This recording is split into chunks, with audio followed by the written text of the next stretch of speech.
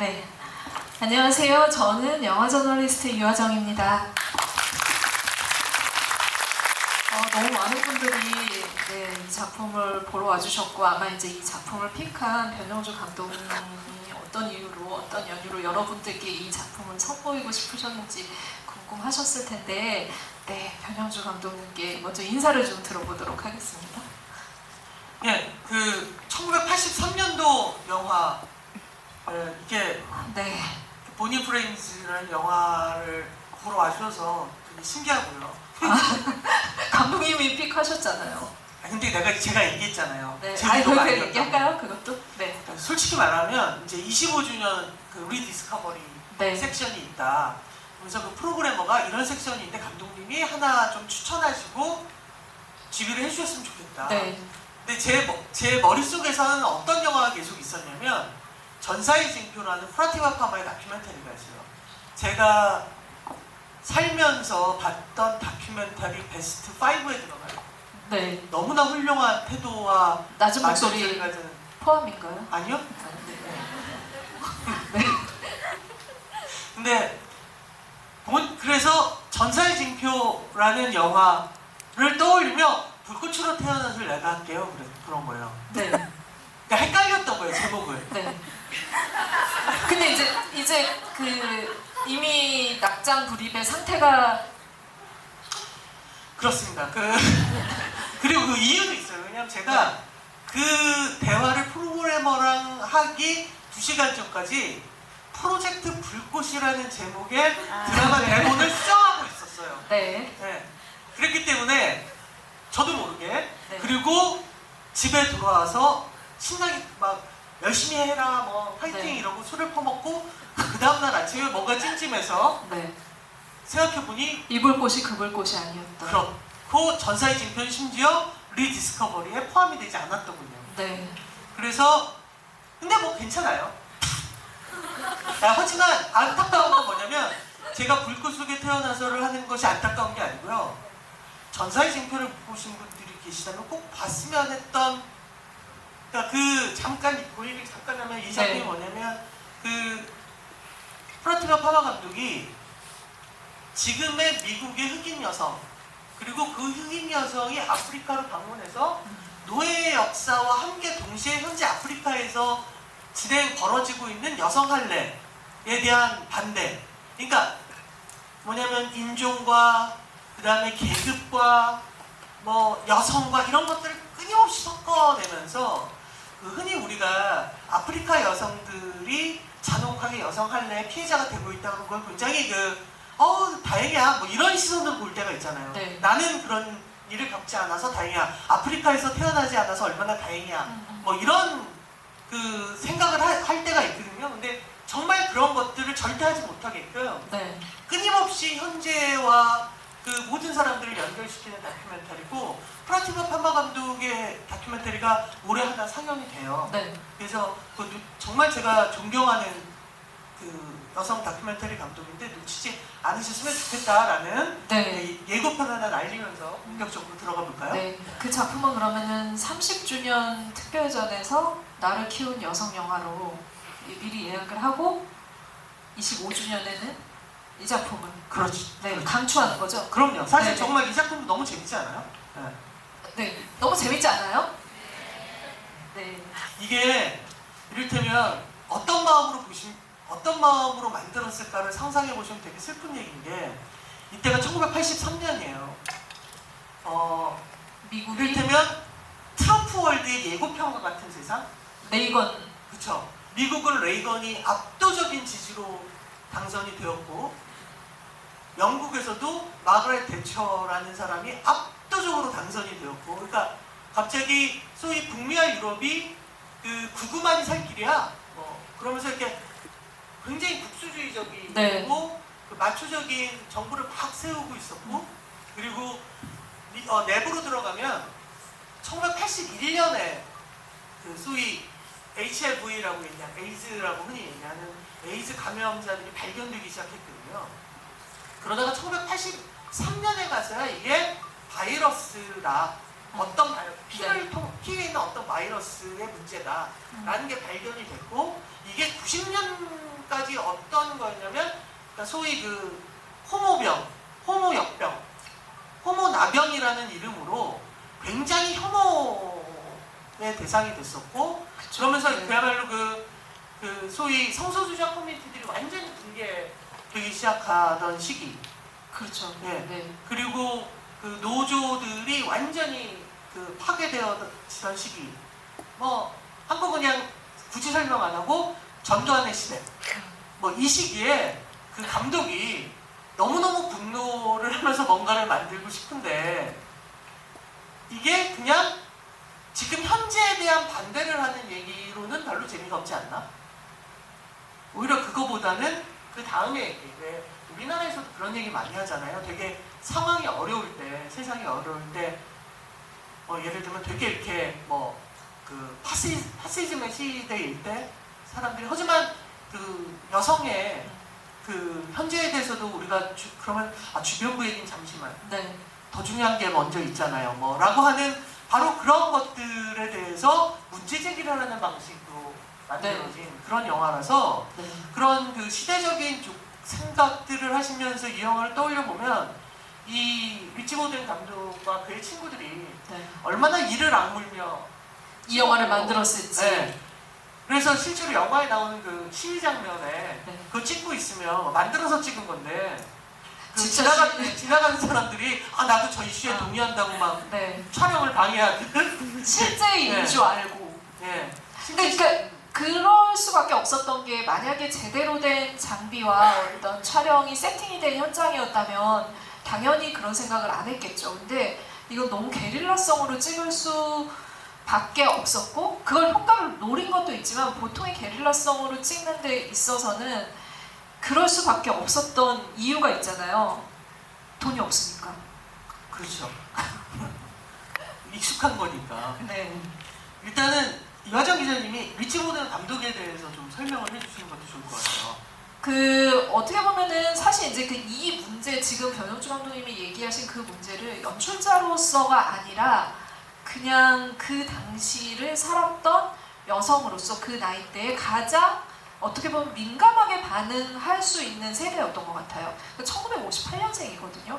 그러니까 영화도 공부하고 여러 가지 이제 그 영상 미디어를 공부를 했었는데, 생각해보니까 너무 분노가 차오르고, 그 당시에 이제 그 페미니스트들한테 굉장히 쟁점이 됐던 낙태에 관한 것들이든 아니면 성소수자에 관한 것들이든 이런 걸 보니까 분노가 너무 심한 거예요. 그래서 이걸 영화로 만들어야겠다라고 해서 만든 작품이 이 작품이지만, 사실은 계속 지속적으로 이 작업을 리치 보든 감독은 해왔었어요. 그 전 작품 같은 경우도 예를 들면 그 섹스를 하는, 그러니까 매춘을 하는 여성들에 대한 이야기들을 찍는다던가, 그리고 나서 이 작품을 찍고 나서도 페미니즘을 하는 사람들의 연대를 찍는다던가, 이런 계속 지속적으로 그런 문제에 대해서, 그러니까 소규모 독립영화 제작 방식으로 만들려고 했고, 그 소규모 제작 방식으로 만들려고 했던 거는 의지가 아니라 정말 이 부분에 대해서 어떤 그 자본의 힘을 빌릴 수 없었기 때문에 계속 지속을 해왔죠. 근데 최근에는 작업을 거의 못하고 있었거든요. 그러니까는 여성영화제 때 2017년에 한번 왔어요. 이 감독님이 이 작품을 상영하고 토크를 하러 왔었는데, 그 당시만 해도 이제 그 본인이 원래 만들려고 했던 영화가 이제 낙태, 그러니까 이를테면 그치. 올해인가요? 작년에 네. 그 개봉을 해서 그 작지만 많은 관객들이 좋아했던 콜제인이라는 그쵸. 영화가 있었잖아요. 네네. 그 콜제인을 만들고 싶어 했던 거예요. 아주 오래전. 맞아요. 그 얘기, 그 실화 얘기를. 네. 근데 그게 계속 안 된 거죠. 그쵸. 그 당시에 이제 그 자기가 좌절이 됐고 그 영화를 못 만들었는데, 사실은 콜제인의 문제 같은 것들이 이 감독한테는 제일 쟁점이 되는 얘기인 건 거죠. 1980년대 이럴 때 여성들이 낙태 금지법 때문에 뭔가를 할 수가 없는 상황에서 불법 낙태 시술을 하게 되고, 그것들을 뭔가 여성을 도우기 위해서 하는 페미니스트들이 있었는데, 그 당시에도 그 문제에 있어서 백인 여성들한테는 그런 수혜들이 좀 돌아가는데, 흑인 저소득층, 흑인 여성들한테는 그런 것들을 닿을 수 없는 상황이 있었기 때문에 본인이 백인 여성으로서 느끼기에도 이건 좀 불합리하다라고 생각을 했고, 이 작품만 해도 그 부분의 계급의 문제 같은 것들을 여성을 넘어서 같이 직조해서 담으려고 하는 의지가 굉장히 컸었던 건 거죠. 근데 여기서 잠깐만 또 우리가 정리하고 넘어갈게. 이 낙태의 문제는 실제로 미국은 1973년인가에 그 로데 웨이드라는 그 케이스로 그 각 모든 주에 낙태를 금지하는 법을 폐지해요. 그러니까 실질적으로 낙태죄가 폐지됐었던 거죠. 그래서 이미 이때도 낙태죄는 미국이 폐지되어 있는 상태였는데 그 조건이 너무 많은 거예요. 이것저것 그 실질적으로 주별로 가면 조건이 되게 많고, 예를 들어서 제가 알기로는 1960년대까지 프랑스 같은 경우에는 그 여성의 이 살고 있는 지역의 교구 신부님이 낙태를 허가해야지 하는, 그러니까 그 여성의 그 신체가 출산을 할 경우 극도로 위험해진다 라는 것 정도가 보장된, 그전에는 그러니까 그것도 보장이 안 됐던 거예요. 여성이 아이를 계속 임신한 상태로 있으면 죽는다 라고 병원에서 의사가 판명을 해도 낙태를 하면 죄였어요. 그러니까 그랬던 것이 조금 되었던 거지, 여전히 그런 문제가 있었기 때문에 지금도 거론하는, 그래서 아마 80년대에도 여전히 그런 문제가 있어서 거론한 거지, 실질적으로 낙태죄는 폐지가 된 상태였다가 어떻게 됐다고요? 트럼프 때 부활했습니다.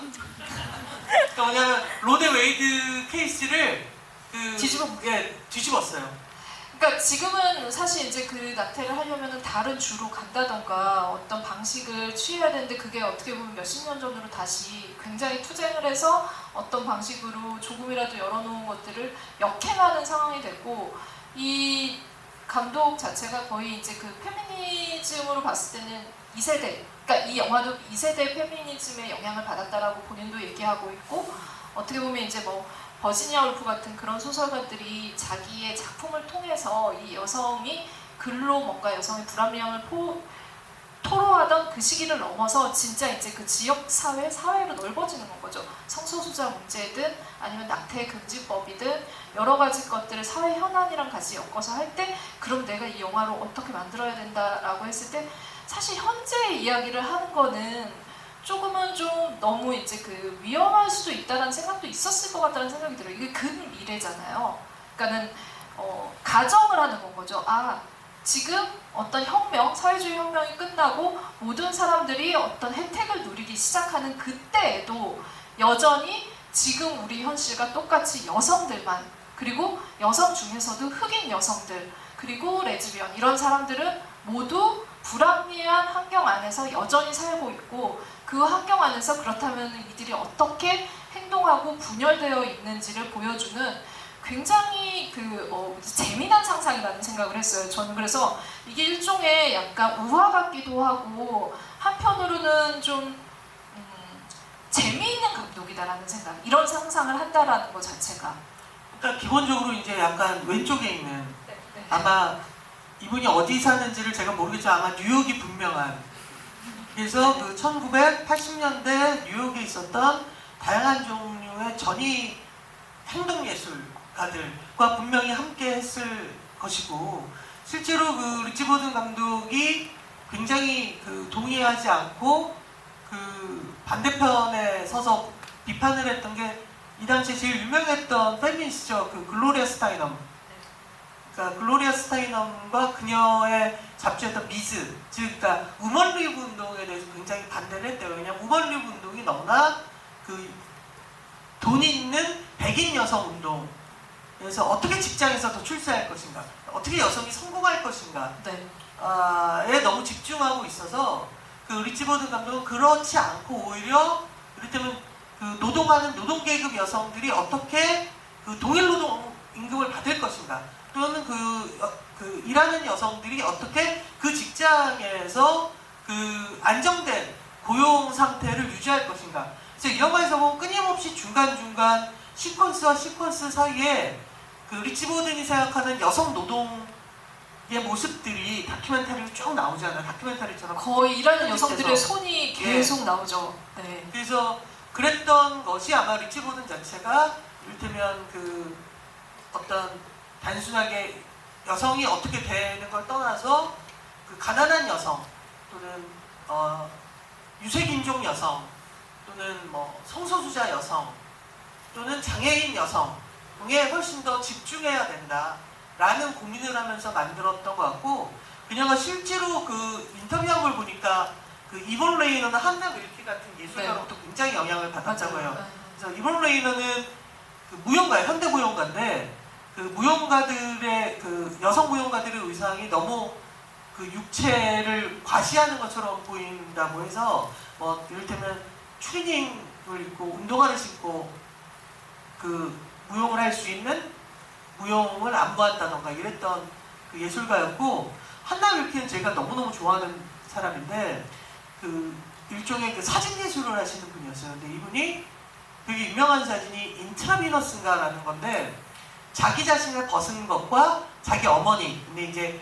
유방암 항아 수술을 해서 이제 한쪽이 절개되고 늙은 어머니 사진을 계속 교차하는 사진 작업을 했어요. 그래서 되게 욕을 먹었던 초반에 그러니까 여성들로부터 네. 그러니까 너의 몸을 과시하는 거냐. 그러니까 그녀가 사람들이 보기엔 되게 몸매도 이쁘고 얼굴도 이쁘다고 생각을 했던 거예요. 근데 사실 그녀는 그런 마음이 아니었던 거고, 그래서 결국 그녀가 증명해낸 게 뭐냐면 그녀가 아마 그 암에 걸리게 됩니다. 그래서 그녀가 자신이 항암하는 거죠.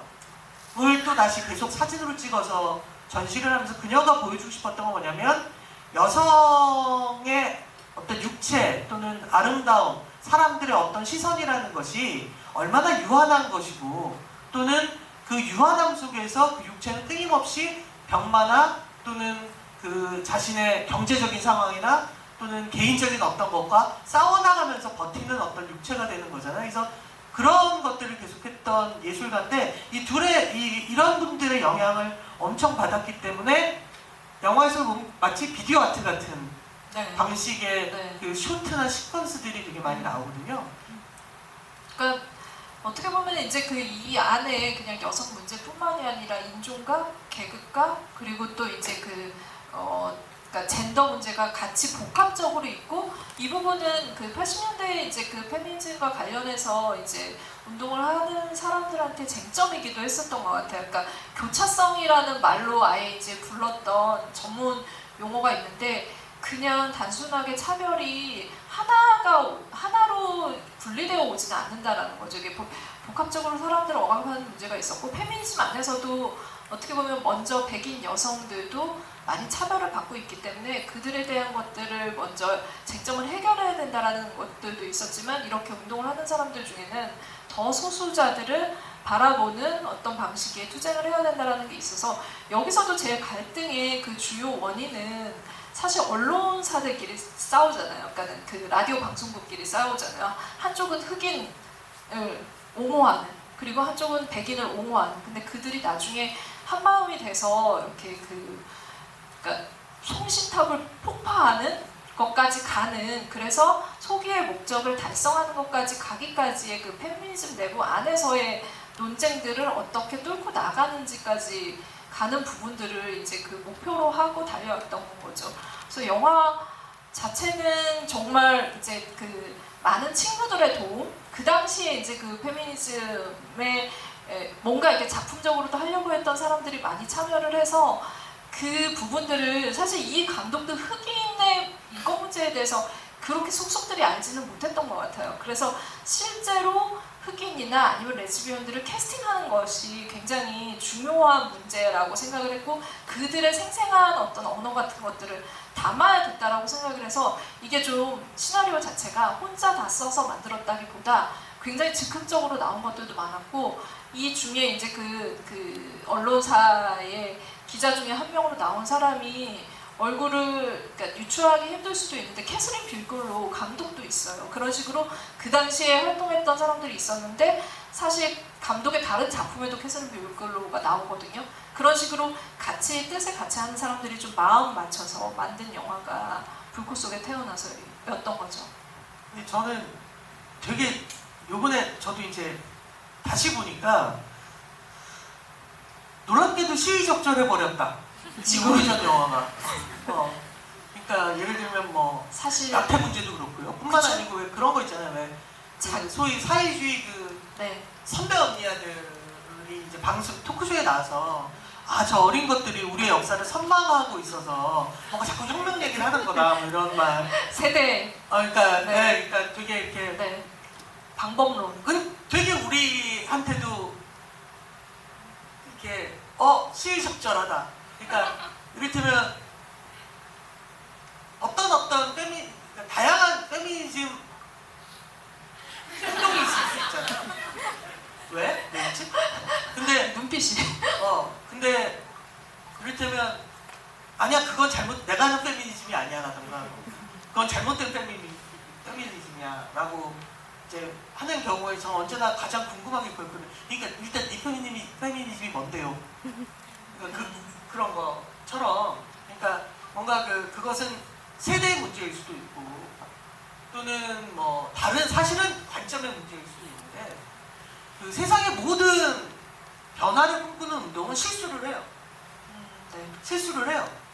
때때로는 굉장히 필요 이상으로 과격해지기도 하고 때때로는 그 어떤 핵심을 좀 넘겨짚지 못할 때도 있고 네. 때로는 그냥 야 다 죽어! 뭐 이러고 갈 수도 있고 근데 그것은 실수이거나 계속 고민해야 될 부분이지 잘못됐거나 이런 부분은 아니거든요.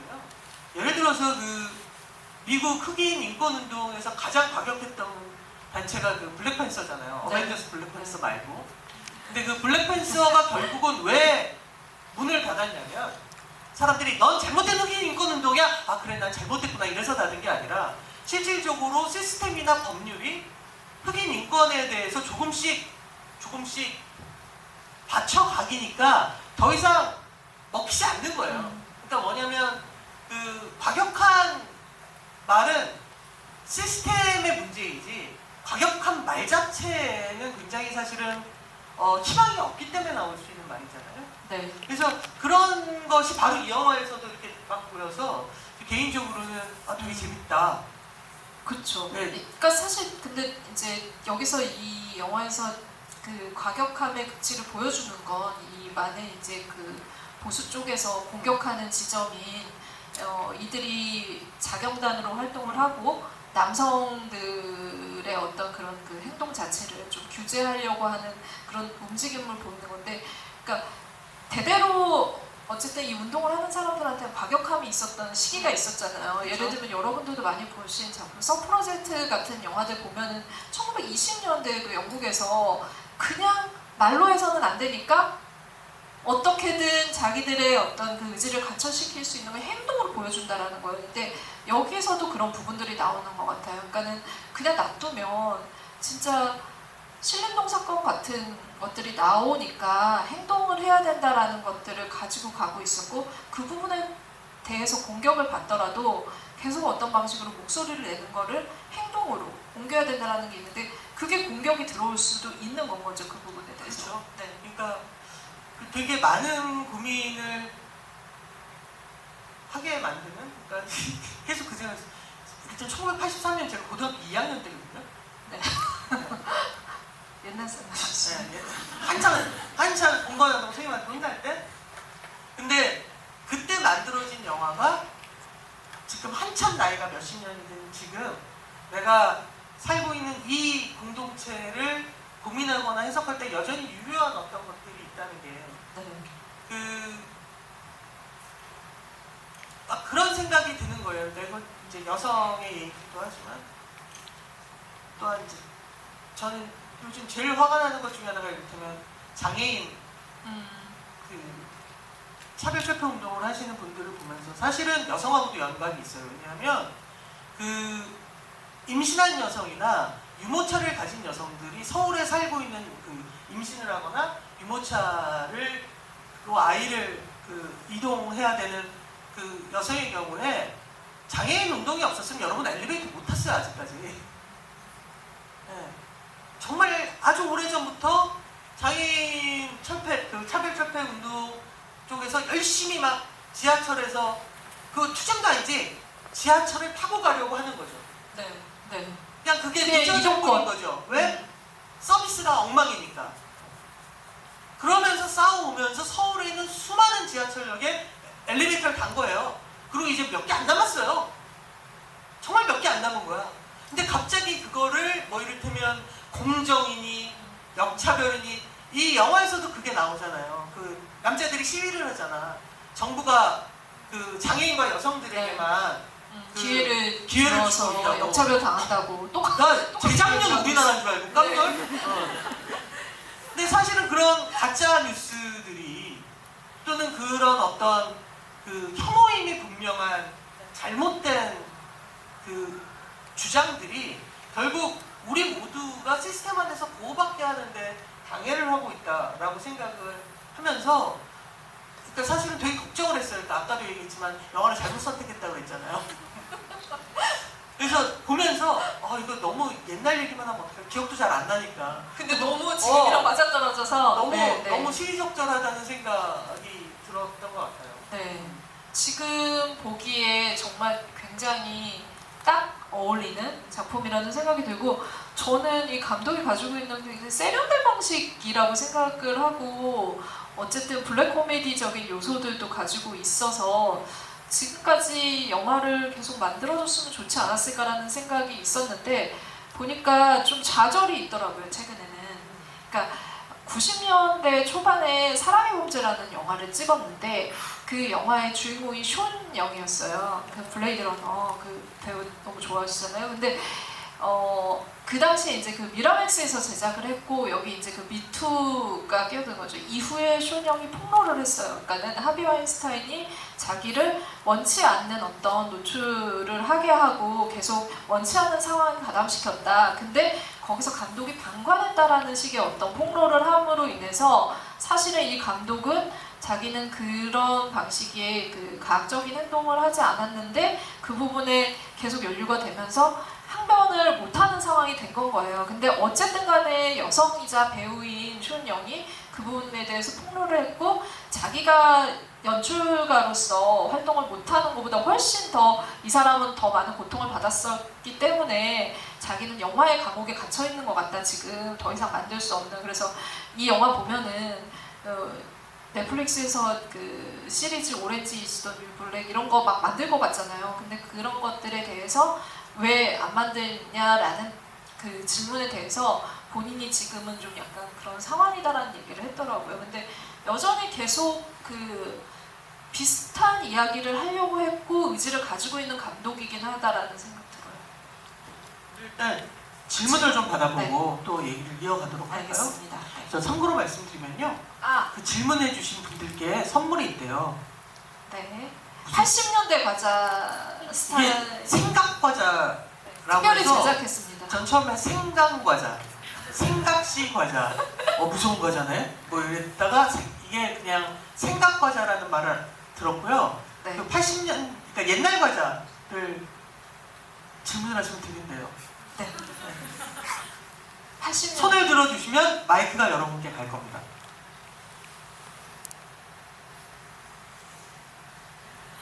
저희는 정시가 되면 바로 끝낼 거예요. 질문보다 그때 와서 손 드셔도 소용없어요. 듣고 싶으신 분들이 많은 것 같은데요. 저 이 영화 안에서 사실은 이제 그런 얘기 하잖아요. 어떤 여성 이제 그 사무직 노동자일 수도 있죠. 그 거리에서 시위를 하면서 이제 거의 이제 그 뉴스 화면처럼 가짜로 만든 거죠. 거기서 아무리 여기서 일을 해도 내가 관리직으로 갈 희망은 없어 보인다. 그래서 거리로 나왔어요라고 얘기를 하는데, 옛날 그 이야기들을 막 듣다 보니까 감독님 옛날 촬영하셨던 영화도 생각났었어요. 작은 프레도 이름. 네. 그 당시에 어떻게 보면은 그 여성들이 겪고 있는 그 사무직 안에서 굉장히 갑갑한 상황, 커피 타는 일밖에 할 수 없는 시기를 그리고 있잖아요. 지금은 물론 이제 그 성차별 같은 것들이 여전히 유효하게 존재하고 있지만 그 부분에서 어느 정도 벗어난다는 생각이 드는데, 예전에는 그 얘기부터 시작을 했었어야 됐잖아요. 그러니까 어떤 사실은 전 여전히 지금도 유효한데 사람들이 유효하지 않다고 생각하는 것 중에 하나가, 저는 가난한 여성의 삶과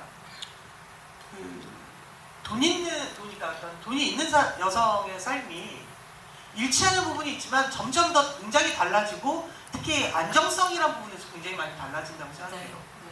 그러니까 특히 시스템이 이렇게 흔들릴 때 그 모든 시민에게 공평해야 되는 거는 1번이 안정성이라고 생각하거든요. 네. 그건 뭐냐면 적어도 그 먹고는 살 수 있는 상태, 적어도 집에 들어가서 잘 수 있는 상태, 네. 또는 길거리를 가거나 집에 있거나 적어도 그 내 생명이 해쳐지거나 내 신체가 훼손되지 않은 안전한 상태, 이거는 가장 기본적인 어떤 그 사회가, 그러니까 나라가, 정부가 책임져야 되는 그 가장 기본적인 건데, 이제 그런 것들이 이를테면 가난한 여성에게 굉장히, 그러니까 가난한 여성이거나 뭐 이를테면 돈이 있는 여성, 그러니까 이부진이거나 누구거나 똑같이 안전해야 된단 말이에요. 네. 근데 더 이상 그렇지 않은 세상이 되었다는 점에서 사실은 여전히 계급적인 고민이 유효하다라는 생각이 들어요. 네.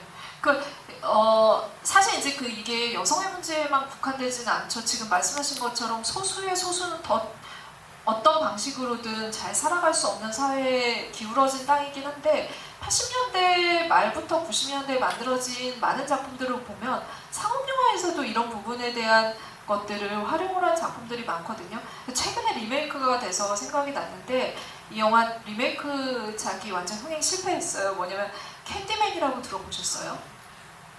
그게 80년대 말부터 90년대 어쨌든 그 당시에 공포영화의 어떤 한 흐름 안에서 나온 진짜 무서운 영화였거든요. 그러니까 너무 무서워서 실제로 이제 그 캔디맨을 부르면 귀신이 미국에서 할리우드에서 한국까지 오는 줄 알았어요. 그 당시에는.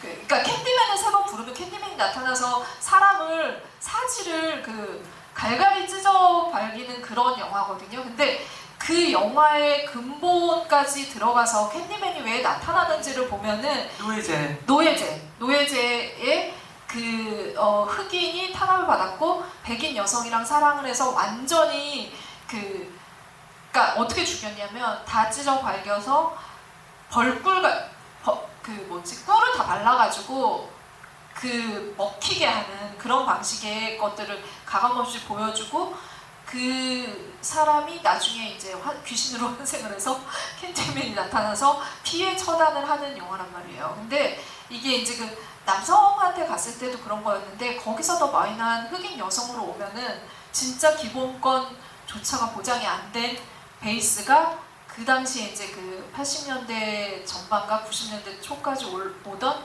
레이건 정부에서 사람들이 탄압을 받는 방식이었던 건 거죠. 질문 있으면 언제든 손을 들어주시면 됩니다. 예, 저기 마스크 쓰신 분, 네. 긴 머리에 검은 옷. 네. 과자 드렸습니다. 저 같은데요. 제가 얼마 전에 영상자료원에서 감독님의 첫 영화 아시아에서 여성으로 산다는 걸 봤거든요. 근데 그때 너무 젊은 모습을 봤는데 지금 너무 똑같으세요. 다른 모습. 반가워가지고 얼마 전에 본 거라 반가워서 말씀드리고 싶어요. 여기 영화에서 여성인데 여러 라디오 그리고 기자 이렇게 여성 연대가 나오는데 처음에는 굉장히 좀 각을 세우잖아요. 근데 나중에는 조금 이렇게 어쨌든 연대를 하는데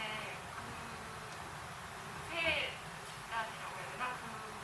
새 집단이 결과적으로는 어떤 죽음으로 인해서 연대를 하지만 화학이나 이렇게 연대가 이어져 나갔을까 그런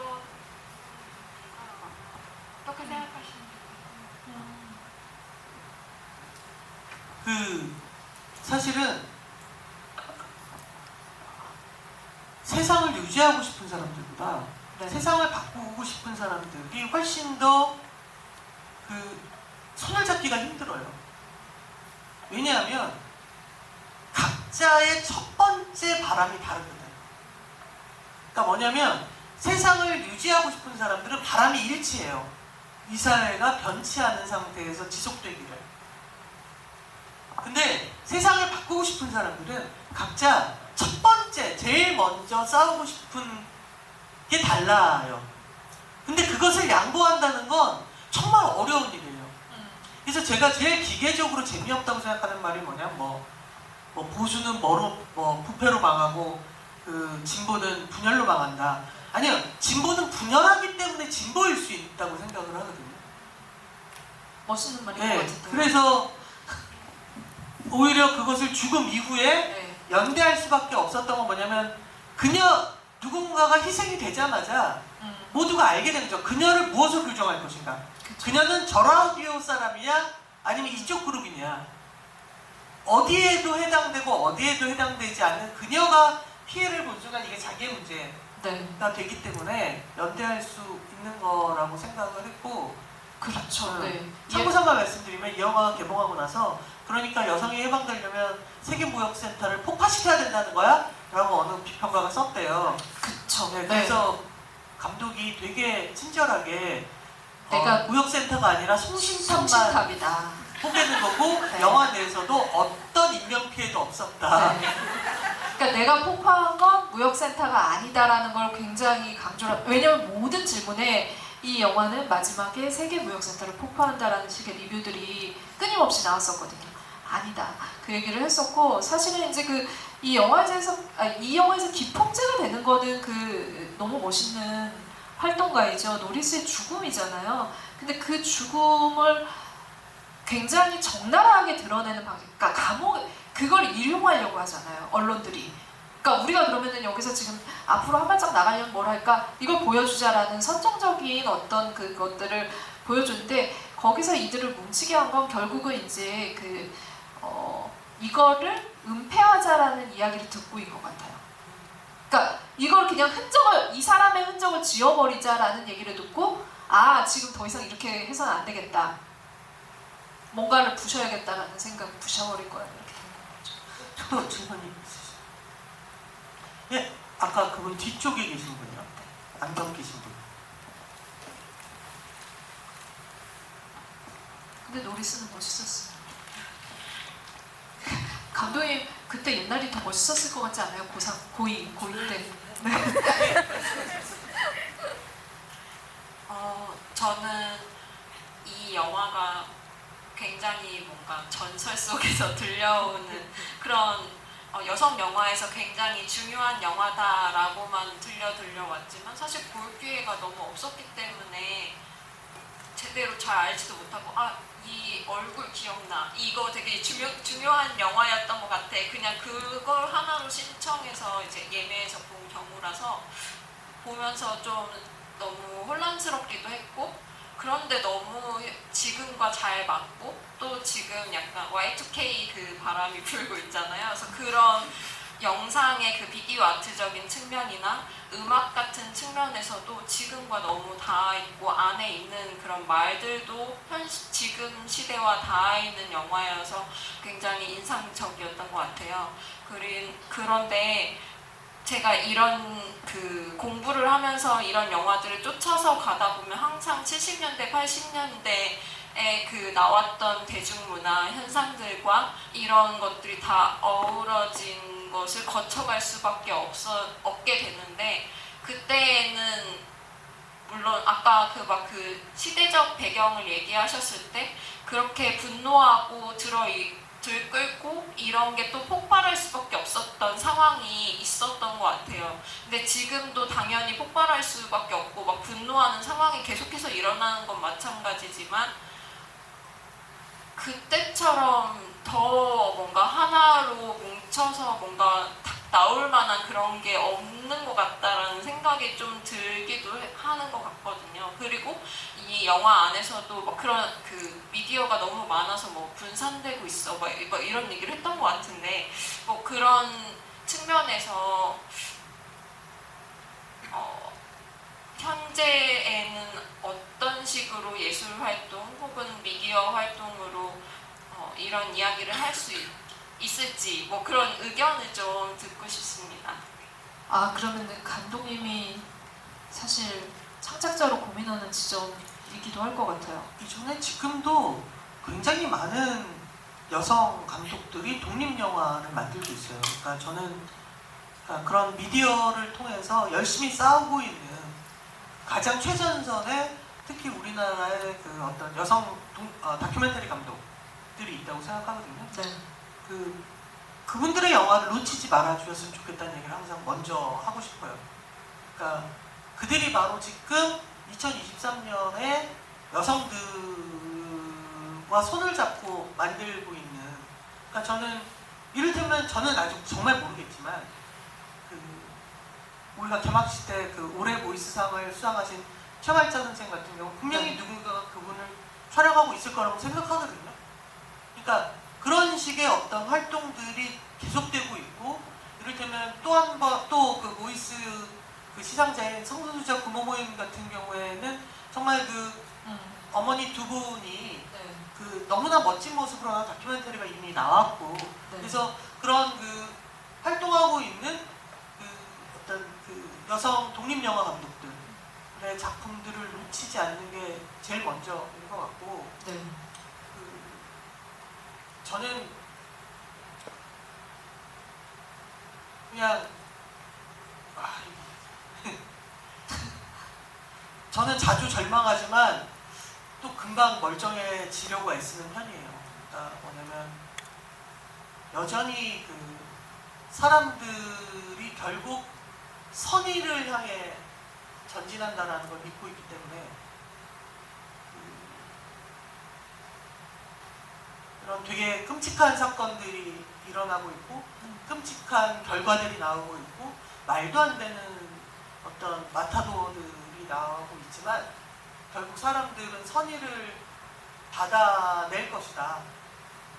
그러지 않고서야 인류가 지금까지 멀쩡할 리가 없다 라고 생각하는 편이에요. 그러니까 인간에게 기본적으로 선의를 향하는 마음이 없었다면 저는 사실은 1726년 정도에 인류는 멸망했어야 마땅하다고.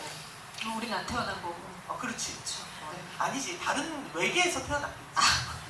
아까 했잖아요. 아바타처럼 생긴 상태로 네. 태어날 수도 있었죠. 네. 물속에서 멀쩡한. 네. 네. 그래서 그런 것들을 믿는 어떤 의지라는 것들에 대한 생각을 요즘 많이 해요. 그러니까 이 영화에서 전 되게 마음 아팠던 게 이때가 레이건이고 대처가 끝이 아니라 이들이 재선에도 성공하죠. 재선만 성공하나요?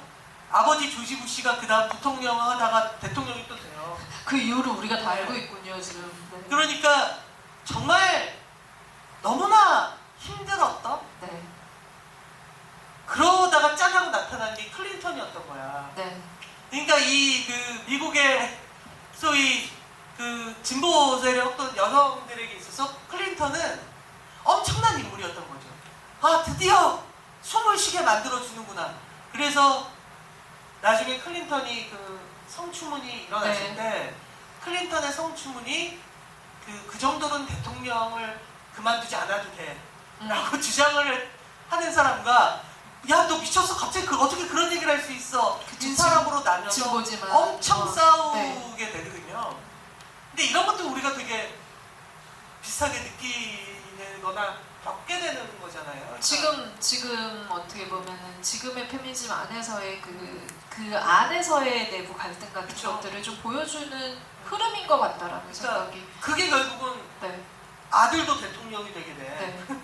그 어떤 굉장히 중요한 이유 중에 하나였고, 정말 오바마라는 뭔가 새로운 형태의 사람이 나타나지 않았으면 미국 같은 경우에도 굉장히 그랬을. 그러니까 결국 중요한 건 우리가 유리해야 돼가 아니라 우리가 애써야 돼라는 걸로 좀 생각을 바꾸는 순간이 필요하다는 생각도 들고요. 그러니까 전 그 말이 여전히 제일 웃겼어요. 그러니까 젊은 애들이 우리를 선방하나 막 이러는 선배들. 근데 진짜 이 영화의 제목이 불꽃속에서 태어나서 본인 플레임스라는 노래거든요. 그러니까 영화 속에 계속 끊임없이 나오고, 아까 감독님이 말씀하신 여성들이 노동하는 어느 현장에서나 노동을 하고 있고, 보통의 그 노동이 이제 그 남성들이 하는 노동보다 훨씬 더 하위의 노동을 하고 있는 모습들을 계속 보여주잖아요. 그러니까 펑크 밴드 음악을 계속 쓰면서 이 영화가 그 불꽃이라는 굉장히 강렬한 언어를 쓰고 그런 펑크밴드의 음악을 쓴 이유가 이 시기 자체가 좀 경량의 세월인 것 같다라는 생각이 들었어요. 그러니까는 그 앞세대가 사실은 베트남 전이 있었죠.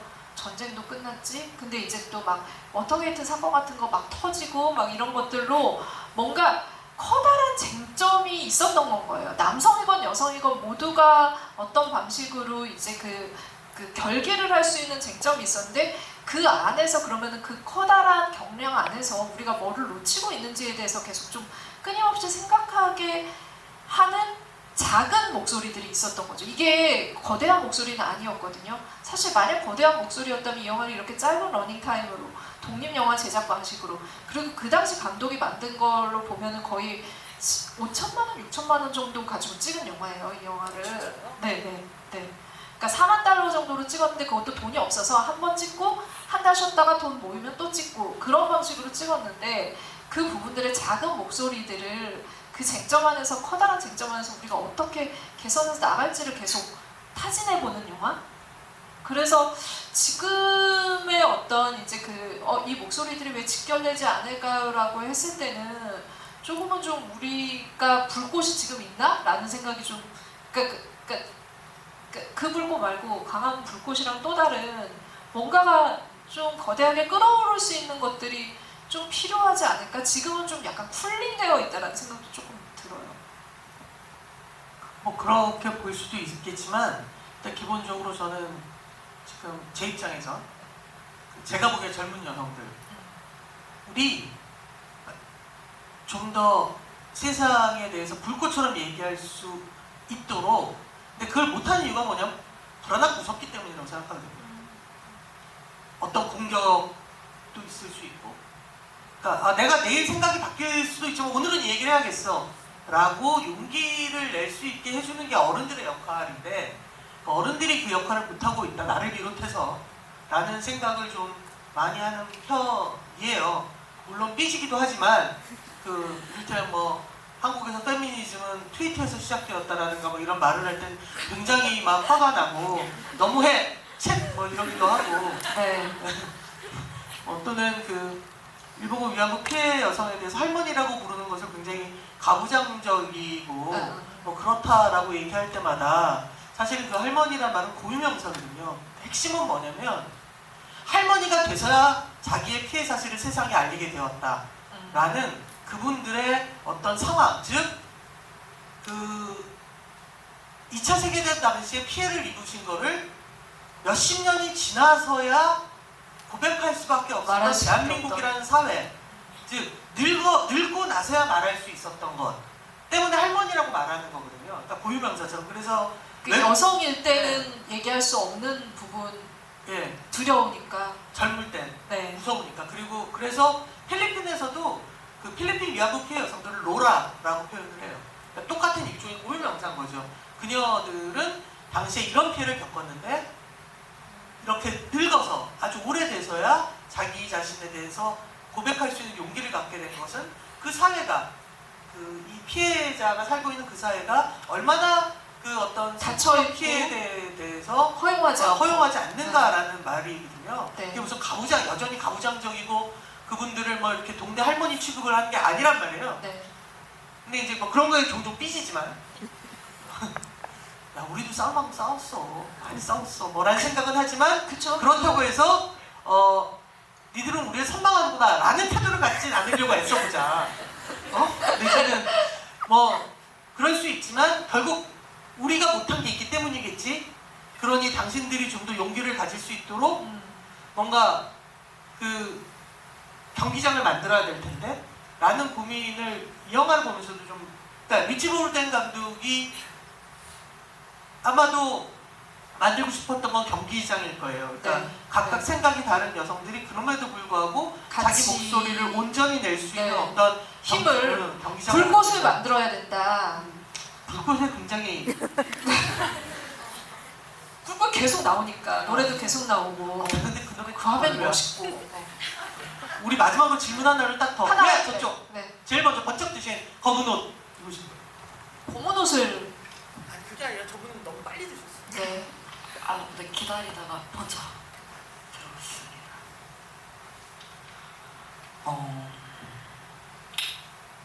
저도 앞서 말씀하신 분들이랑 왠지 질문이나 이야기가 좀 겹치는 것 같은데요.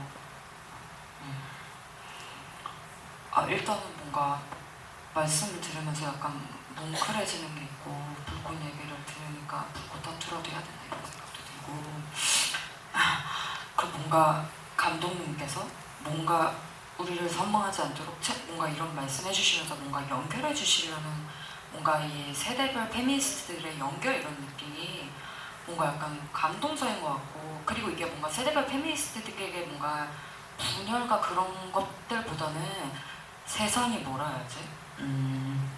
세상이 되게 이게 분열되게 만드는 그런 것들이 있고, 페미니스트들의 역사를 거슬러 올라가서 알게 되는 게 굉장히 어려운 것 같아요. 그리고 페미니즘 활동이나 이렇게 페미니즘의 힘을 지켜간다는 게 세상에 다 페미니즘을 억압하거나 되게 가부장적 그런 거 쌓아서 에너지를 가지고 올라가야 그런 역사에 접근할 수 있고 그럴 수 있는 거잖아요. 세상과도 싸우고 그렇게 에너지를 써야. 그래서 뭔가 질문을 드리고 싶은 거는, 사실 말씀하시면서 약간 혼란도 드는 게 굉장히 다양하고 복합적인 이런 것들이 있긴 한데, 요즘 사실 더 되게 백래시의 세대잖아요. 요즘 점점 더 이런 것들을 지켜가는 게 힘들고, 사실 저는 상황이 여성의 인권이 공적으로 뭐 법적이나 이렇게 제도적으로 사회적으로 보장될 때마다 미디어나 각종에서 굉장히 많은 백래시가 들어온다고 그렇게 백래시 책에서 읽었던 것 같은데 굉장히 많이 동감하거든요. 사실 요즘 뉴미디어나 유튜브 이런 데서 정말 선언 넘는 말도 안 되는 백래시적 방송이 정말 계속되고 있고, 쇼츠나 이런 거에서는 거의 여성에 대한 폭력 이런 것이 굉장히 섹스가 너무 결부돼서 굉장히 폭력적으로 변하고 있고, 얘도 아이돌 같은 경우만 얘기를 해도 예전에 뭐 소녀시대 이렇게 조금 더 다양한, 약간 얼굴이 조금 더 그래도 다르고 몸도 그때도 굉장히 가혹한 여성의 기준이었지만 요즘 정말 거의 뼈대가 너무너무 마르고 굉장히 기이할 수준의 이렇게 여성 혐오가 굉장히 미디어를 통해서 굉장히 이렇게 돼서 뭔가 1편 나아진 것 같아 보이지만 여성 안에 뭔가 핵심이나 이런 정신적이나 이런 문화적인 부분은 굉장히 강력하게 공격이 된다고 생각이 들거든요. 또 그리고 저는 최근에 사실 정말 신림역 이렇게 성폭행 이렇게 사건, 살인 피해자가 사망하신 사건이 있었고, 사실 이런 사건이 점점 그 뭐라 해야지, 신림동 이렇게 사건 이후로 또 여성을 죽이겠다는 식으로 또 이렇게 여성혐오의 방향으로 와서 그런 것들도 굉장히 많았잖아요. 또 근데 그거 별개로 그럼 왜 이렇게 살인범을 잡을 수 있었으면서 왜 여성에 대한 성범죄고 이런 것들을 항상 몇십 년간 계속된 것도 내버려뒀냐, 또 되게 분노도 많이 했단 말이죠. 그런데 이거 리즈보드 영화를 10년 때도 봤는데 그때는 정말 너무너무 좋게 너무너무 흥분해서 봤는데 오늘 약간 흥분해서 봤는데 오늘은 약간 저도 약간 길져졌다는 생각이 많이 들었어요. 그래서 뭔가 질문하고 싶은 건, 사실 저는 한국의 페미니즘적인 미래나 여성 인권의 미래나 지금 흔들리는 시기에 대해 어떻게 생각하시는지, 또 분리와 통합 이런 것들이 또 영화의 주제 나오는데 전 또 되게 뭐라 해야지?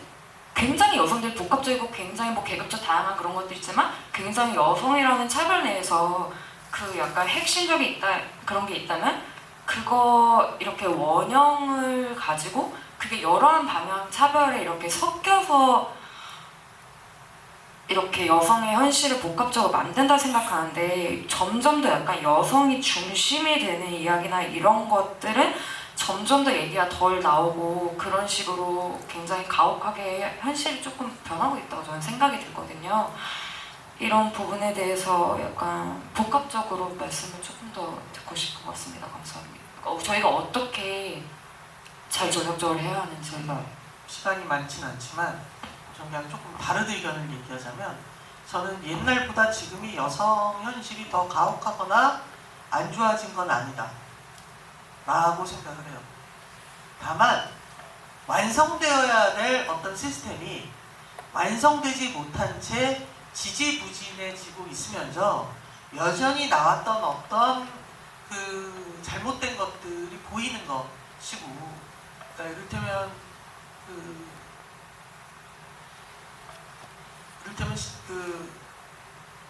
예전에 보다 지금이 더 이를테면 여성 성범죄가 많이 늘었다거나 내지는 여성 성범죄자를 잡기 힘들어졌다고 생각하지 않아요.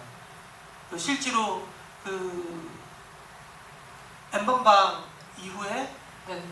그 다양한 방식의 여성 성범죄에 대해서 훨씬 더 그 시스템이나 형량 또는 수사 방식까지 그 정말 그리고 그런 것들을 제한하고 바꾸어 나가는데 미투를 해줬던 서지영 검사가 법무부에 있으면서 굉장히 노력을 많이 했던 거는 굉장히 저한테 큰 기쁨이었고 그걸 옆에서 지켜보면서 무엇보다 큰 기쁨은 저같이 공부 못한 애한테도 학교 선배라고 선배 불러줬던 게 제일 고마웠지만 근데 네. 그러나 여전히 있는 어떤 거 그리고 지금의 백래시는 뭐냐면 그 뉴미디어의 문제라고 생각해요.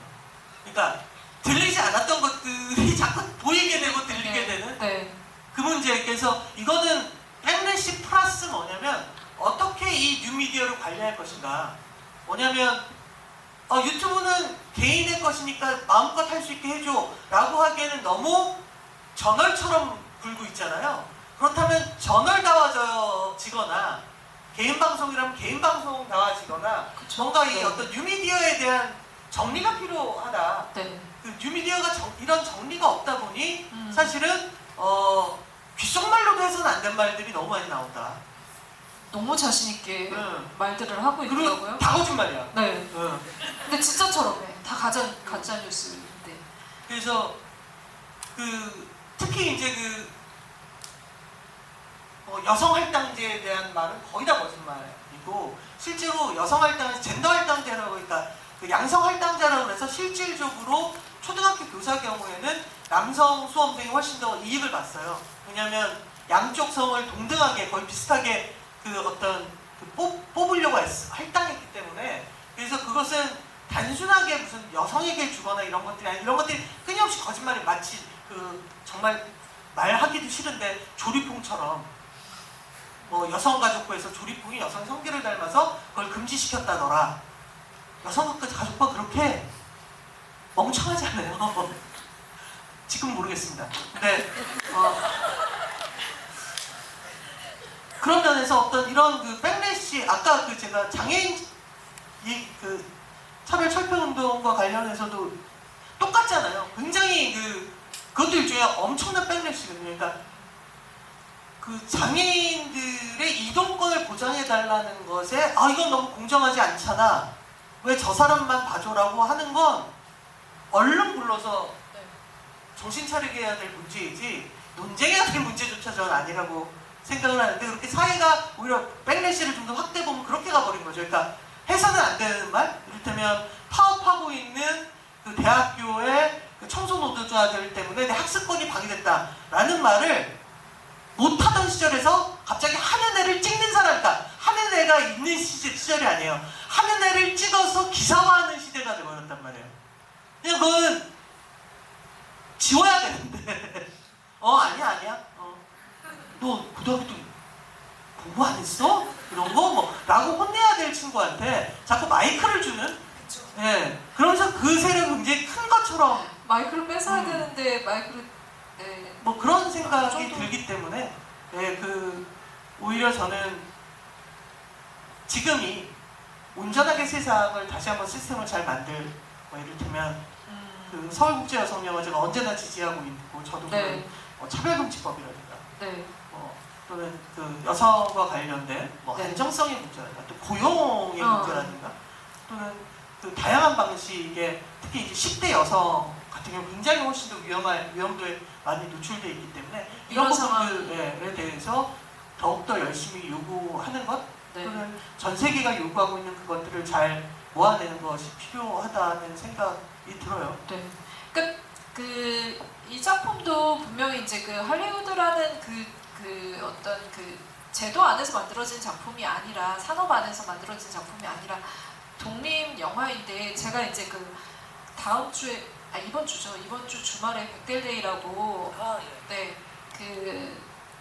영화 그리고 지금은 이제 시리즈까지 한국에서 만들어지는 콘텐츠의 성평등이 얼마나 재현되고 있는지 제대로 반영되고 있는지에 대해서 테스트를 거쳐서 그 작품들을 이제 수상을 하는 거예요. 근데 이게 어디서 주관하는 거냐면 문체부와 지금은 이제 영진이도 같이 하거든요. 근데 이 백델데이가 이루어지는 그 주간이 있어요. 그게 여러분들이 이게 오래돼서 이제 그 양성평등 주간이라고 9월 초가 일주일간 양성평등 주간이에요. 그래서 백델데이뿐만이 아니라 다양한 성평등에 관한 행사들이 곳곳에서 있거든요. 근데 이게 뭐냐면 우리가 생각하기에는 문체부가 이걸 양성평등이라고 하는 게 너무 이상한 거예요. 그러니까 다양한 성이 있는데 왜 양성평등이라고 하냐. 근데 이거를 처음부터 고칠 수는 없거든요. 그러니까는 그 안에서 그런 백델데이를 만들어서 그러면은 양성뿐만이 아니라 다양한 성을 어떻게 그 재현하는 것들을 성소수자까지 재현하는 걸 어떻게 반영하는 것들을 우리가 발굴해내느냐로 초점을 맞춰서 접근을 해야지 조금씩 바뀔 수 있고 문체부한테도 그 얘기를 계속 하는 건 거죠. 이 일을 하는 사람들이. 그래서 이게 어떤 방식으로 뭔가 수정이 필요한지에 대한 얘기를 계속 해야 되는데 그걸 하면서도 느끼는 게 뭐냐면 지금 상업 영화는 여성의 어떤 컨텐츠에 대해서 훨씬 더 보수적이 된 게 사실이고 왜냐면 자본이 지금 잘 안 돌고 있잖아요. 우리가 알다시피 코로나 때문에. 그러면서 투자가 그러니까 얼어 있을 때는 여성 서사에 대해서 더 이제 소수자에 대한 서사들이 더 안 나오기도 하고 그리고 또 더불어서 여성들이 요즘은 이상한 방식으로 재현되는 경우도 많거든요. 그러니까 제대로 보고 한다기보다는 그냥 정말 그러니까 이상한 방식으로 여성은 무조건 세면은 남성이랑 평등해지는 것 같다라는 그러니까 뭔가 과장된 캐릭터들을 만드는 것들이 너무 많아요. 그런 것들이 마치 이제 그 센 여성, 제대로 된 여성을 표현하는 거라는 생각으로 창작이 이루어지고 있다라는 것들도 있기 때문에 그거는 이제 그 창작을 하시는 분들도 조금씩 수정을 해야 되는 부분이긴 하지만 보는 사람들도 끊임없이 좀 지적을 해줘야 되는 그런 게 아닐까 싶어요. 그래서 시간이 다 돼서 근데 중요한 얘기를 안 하잖아요. 백델데이 주간은 언제부터 언제까지 어디서 합니까? 여성영화제 와서 네 9월 1일부터 9월 3일까지 저희 그 인디스페이스에서 합니다. 여기서 가깝죠. 그래서 경향신문사 있는 데네요. 아니죠. 아니야? 아 거기는 서울아트 시네마구나. 네. 인디스페이스는 홍대네요. 홍대. 네. 그래서 여성영화제 보시고 나서 백델데이 신청하시고 보시면은 네, 굉장히 또 네, 새로운 질문을 또 얻어가실 수 있을 것 같아요. 한번 시작했으면 한 2, 3주 정도는 연달아 달리는 게 네, 그쵸. 지금 네. 주간으로 이렇게 쭉 가시면 될 것 같아요. 거기서 이화정 기자가 네. 다양한 그 토크의 진행을 봅니다. 네네. 그래서 혹시 네. 한번 오늘 집에 가서 찾아보셔서 네. 그 백델데이도 네. 백델데이 주간도 참여하시면 좋을 것 같고요. 감독님도 참여해달라고 하였으나 여성영화제 때문에 바쁘시다고 해가지고 변효중 감독님 없으시고 여성영화제 때문에 바쁘다고 한 건 아니지. 기간이 다른데 내가 여성영화제 핑계 대면 하기 싫다는 얘기를 한 것 같잖아. 여성영화제여서 그렇게 해봤어요. 네, 어쨌든 네 25주년으로 변영주 감독님을 오늘날 키운 영화 네 이런 주제로 그 전체 제목이 네, 변영주를 키운 영화여가지고 감독님 고2 때부터 어떻게 크셨는지 커 나왔는지 볼 수 있는 이 영화 개봉 때 제가 봤다고요? 이 영화를? 아니에요. 그 네. 이후에 네. 네. 알겠습니다. 네, 네, 그래서 여러분 저기 여성영화제 이제 한 3일 남았나요? 나흘 남았나요? 이틀 남았나요? 그쵸. 네, 네. 이틀밖에 안 남았어요. 그 이틀 기간 동안 마음껏 즐겨주시고요. 네. 네, 저희는 여하튼 영화제로는 내년에 만나요. 네, 감사합니다. 네. 감사합니다. 네. 저희 게스트 먼저 퇴장하고